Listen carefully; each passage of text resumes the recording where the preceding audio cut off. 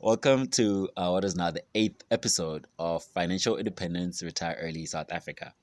My name is Bird. And yeah, I really appreciate you watching. I'd also appreciate a like, a subscribe, a follow.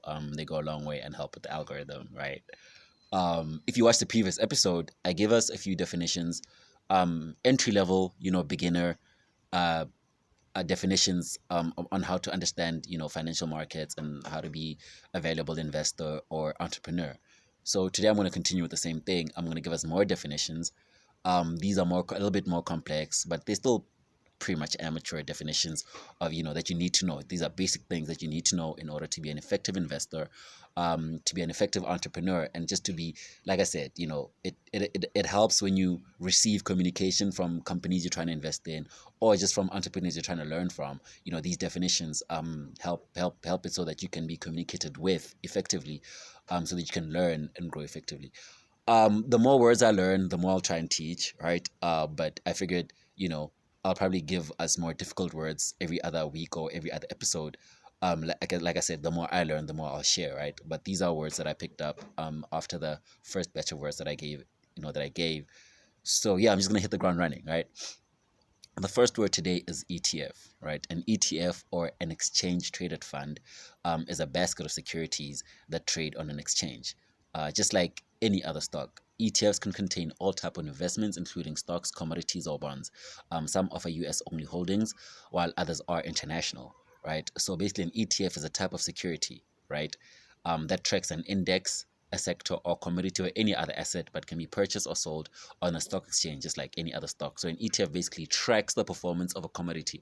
So for example, you have an ETF which tracks oil. So that ETF which tracks the performance of the commodity oil will probably have a lot of oil producing companies shares within the ETF. So like I said, it's a basket of securities, right? It's a basket of shares which track a specific commodity or a specific market. Yeah, and then they can offer American only commodities or companies, or they can offer internationally available commodities and stocks, which is pretty much similar to what an index fund is. Some people even use the words interchangeably, but an index fund is a portfolio of stocks or bonds designed to mimic the composition and performance of a financial market index. Again, it's a combination of stocks or bonds which then mimic the performance of another index or another group or another industry. For example, the S&P 500. The S&P 500 is one of the most commonly known index funds, or the most commonly known indexes, right? The S&P 500, or the S&P, is a stock market index that measures the performance of the 500 largest companies which are listed in the American Stock Exchange. So the S&P 500 is basically a combination of the 500 biggest companies that are trading on the American Stock Exchange. Not to be confused with the Fortune 500, right? The Fortune 500 is just a list of the 500 biggest American companies, right? While the S&P 500 is the 500 biggest companies that are trading on the American Stock Exchange. These are two different concepts, right? Trading on the stock exchange, you don't have to be an American company to trade on the American Stock Exchange. For example, Tencent is a Chinese company, right? But it's available on the American Stock Exchange.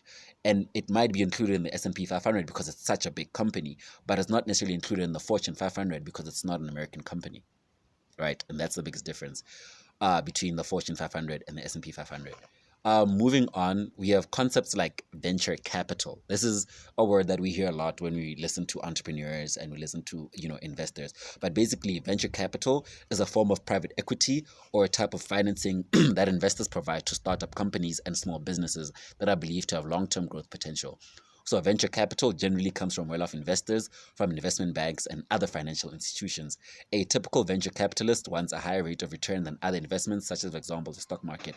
They invest in promising startups or young companies that have high potential for growth. So a venture capital or venture capitalism or venture capitalist are people or institution companies which focus on investing in early stage companies. So they invest in startups. These are relatively new companies. So venture capital investing focuses, right, on new companies. And that's where the concept of angel investing comes in. Angel investing and angel investor some of them are venture capitalists, but the difference, the specificity about angel investing is that these participate in what is called seed round. So an angel investor or seed investor is a high net worth individual who provides financial backing for small startups or entrepreneurs, typically in exchange for ownership equity in the company. Often, angel investors are found among entrepreneurs, family, and friends. Yeah, but basically, an angel investor is somebody that comes in while you're starting your company, and they usually probably the first investor you have in your new company, and they invest in your company for a portion of shares in the company, and the shares will be held as private equity, right? So an angel investor works within the venture capital ecosystem, but angel investors are usually people that you may know, family or friends, or just typically the first person to invest in your company in the seed round, right? And in the seed round, they usually get equity, or they are the first investor. Now, seed round is part of what people call funding rounds, right? So funding rounds are where, as a startup, you go through different stages of getting investors or getting money, right? So the first round is called the seed round or seed capital. Seed capital is a form of financing that typically used in the early stages of a new business project or a startup, right? And this form of financing is typically used for market research, for product development, and proof of concept. Seed funding is the first official equity funding stage. It typically represents the first official money that a business venture or enterprise raises. Again, seed funding is usually the first round of a business and is usually traded for equity, right? It typically represents the first official money that business venture or an enterprise raises. Like I said, they go through different um, rounds of raising funds, and the first round of raising fund is then called the seed round, where you get seed capital. Now, the second round of financing that you'll do after a seed round is called round A, right? So funding rounds is anytime money is raised from one or more investors for a business, right? You get your seed round, and then after your seed round, you get round A. After round A, you get round B. After round B, then you get round C, right? Each round follows the other, and the letter is given right after every consecutive rounds. Typically, every round encompasses getting more money in the company, but also increasing the value of the company, right? You'll get what is called valuation, which is not so different from market cap, right? So, if you get $1 million in funding in your seed round and the person gets 10%, they eventually value your company at $10 million, because they bought 10% for 1 million, right? And then 10 times 10 to give us 100 would be 1 times 10 to give us 10 million. So now 100% of the company is worth 10 million because 10% is worth 1 million. So funding rounds and seed rounds usually help with the valuation of your company. They are the people, again, which they use the money for market research, product development, and proof of concept. So they give value to the company. They show that there's maybe an idea that's worth looking into, or an idea that's worth developing, and that's when you get your market research, your product development, and your proof of concept, right? And then as your business or as your model gets better, that's when you get other rounds of funding, like round A, round B, and so forth. Now, proof of concept is just like basically evidence, typically deriving from an experiment or pilot project, which demonstrates that a design concept or a business proposal is feasible. Right. Again, the seed round will be used for something like proof of project, or proof of concept rather. But proof of concept typically derives from an experiment or pilot project. It's used to demonstrate that the design concept or the business proposal is feasible, and that can be turned into a proper business.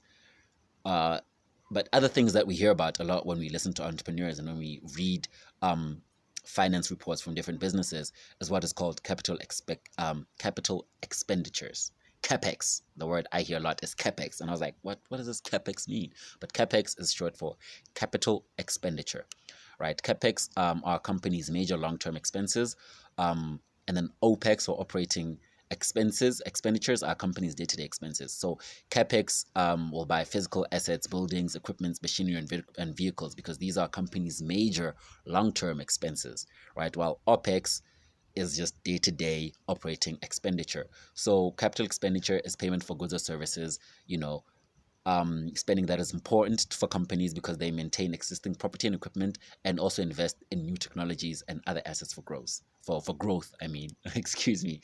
Yeah, so capital expenditure is one-time large purchases for fixed assets that will be used for revenue generation over a long period of time.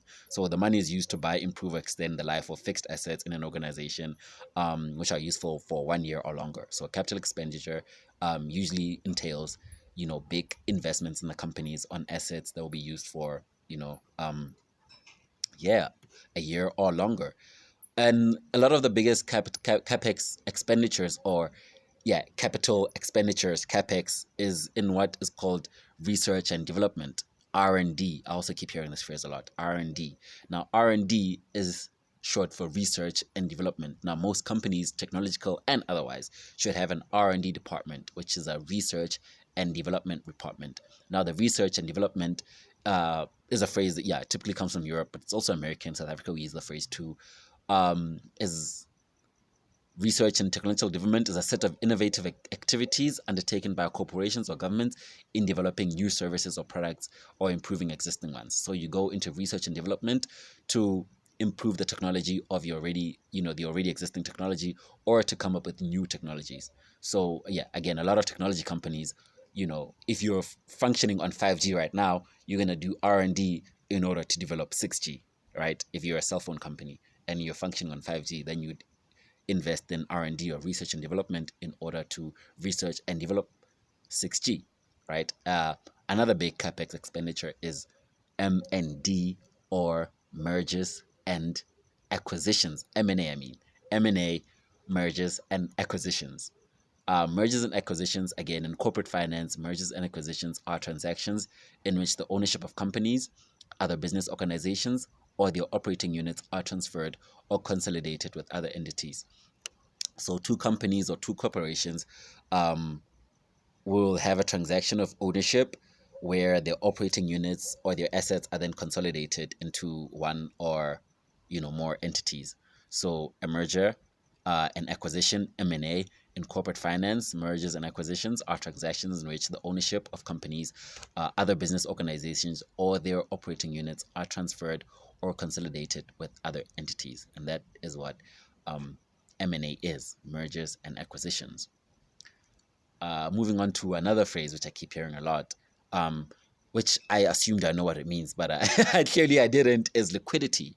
I keep hearing the phrase liquidity a lot. But liquidity basically refers to the ease in which an asset or security can be converted into ready cash without affecting its market price, right? Cash is the most liquid of assets, while tangible items are less liquid. The two main types of liquidity include market liquidity and accounting liquidity. In business, economics, or investments, market liquidity is a market's feature whereby an individual or firm can quickly purchase or sell an asset without causing a drastic change in the asset price. So liquidity involves the trade-off between price at which an asset can be sold and how quickly it can be sold. So liquidity refers to the ease of which an asset or security can be transferred to cash. So people that are considered liquid, or assets that are considered liquid, can be easily converted to cash, because cash is the most liquid asset. It moves freely, and its value doesn't change just because it moves from one hand to the other, right? So cash is the most liquid asset. But you have other assets, stocks, bonds, even fixed assets, which can be converted to cash by a process of liquidation, right? Liquidation just means converting assets into a more liquid asset like cash. But again, understanding liquidity is the ease in which an asset or security can be converted into ready cash without affecting its market price. Again, cash is the most liquid of assets, while tangible assets are less liquid. The two main types of liquidity are market liquidity and accounting liquidity. While in business, economics, or investment, market liquidity is a market's feature whereby an individual or firm can quickly purchase or sell an asset without causing a drastic change in the asset's price. Right? Liquidity involves the trade-off between the price at which an asset can be sold and how quickly it can be sold. So liquidation is a process of accounting by which a company is brought to an end, and a lot of its assets then are redistributed and converted into cash, right? So liquidity and liquidation are very much related, and they pretty much relate to the ease in which an asset can then be converted to cash or moved in ownership from one hand to the other. And then we hear another phrase a lot, which is leverage, right? Leverage. You hear the word in science, leverage. In physics, leverage means to balance or to scale things, but I think to balance. Yeah, mostly to balance, right? In finance, leverage or gearing is a technique involved using debt rather than fresh equity in the purchase of an asset, with the expectation that the after-tax profit of the equity holders from the transaction will exceed the borrowing cost, right? Frequently by several multiples. Hence the provenance of the word from the effect of a lever in physics, simply a machine which amplifies the application of a comparative small input force into a correspondingly greater output force. Normally, the lender will set a limit on how much risk it is prepared to take, and will set a limit on how much leverage it'll permit, and would require the acquired asset to provide it as collateral security for the loan. So leverage means using an asset as a form of debt security in order to get another asset, but with the intention or with the hope that the now purchased asset will give a higher return on investment than the debt repayment. Right, so you use your leverage means you use your already existing assets as security in order to acquire debt, but the debt is also used to acquire more assets with the hope that the assets that you acquired will now pay for the debt that you just took. Now, leverage enables gains to be multiplied, but on the other hand, losses can also be multiplied, and there is a risk that leveraging will result in a loss if financing costs exceed the income from the asset or the value if the asset fails. That's why, if you're going to leverage, it's really important that you make sure that the return on investment from the asset that you're going to get from your leverage can pay back the debt and give you a result. Because usually when you leverage, the risk can also be multiplied. So the risk in leveraging will result in a loss if financing costs exceed the income from the asset or if the value of the asset fails. I think those are the terms that I have for us today.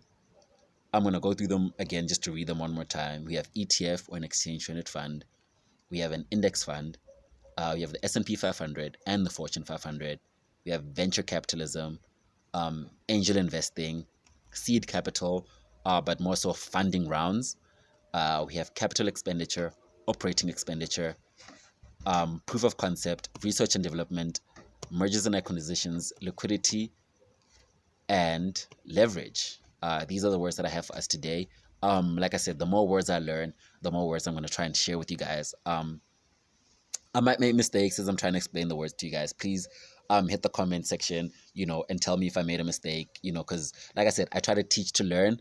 I realize I don't know everything, but the more I put out there, the more I can bounce some of these things off of you guys, and you can tell me if I'm going on the right track or not. But basically, I want some of you guys to be my accountability buddies, right? So we keep each other accountable. We keep each other accountable in learning. We keep each other accountable and to track our progress in our investment strategies.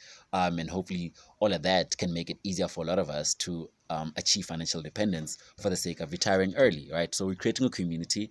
So that's why I'm going to leave my all of my socials down there. I'm going to leave my WhatsApp number too, and hope that, any of you can hit me up and we can begin establishing and growing this community of FIRE South Africa, Financial Independence Retire Early South Africa. Again, thank you very much for watching. And yeah, catch the next video. Watch the previous videos. Comment, hit like, subscribe, tell your friends to check this ish out. And let's make this money.